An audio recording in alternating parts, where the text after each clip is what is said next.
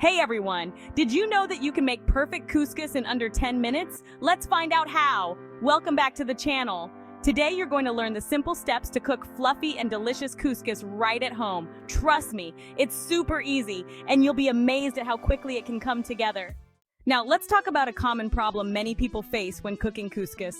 A lot of folks end up with a clumpy or soggy result, and that's just not what we want, right? It can be really frustrating to think you're following the instructions perfectly, only to end up with a sticky mess that's more like porridge than fluffy grains.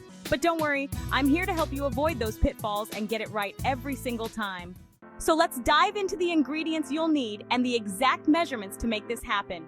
First off, you'll need 1 cup of couscous, which is perfect for about 2 servings. Next, grab 1 cup of boiling water or broth for added flavor. And if you want to jazz it up, a bit of olive oil or butter will do wonders. You can also sprinkle some salt for taste. Easy peasy, right? Now the cooking method is where the magic happens. Start by putting the couscous in a bowl, then pour the boiling water or broth over it.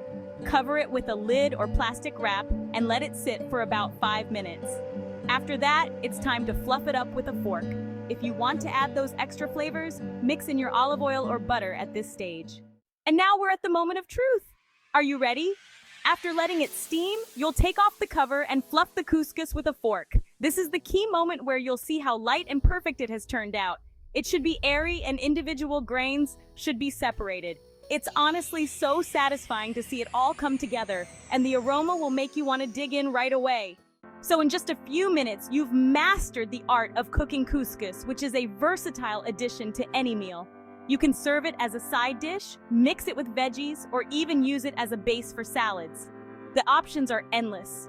If you enjoyed this recipe, make sure to check out my other cooking videos and let me know your thoughts in the comments.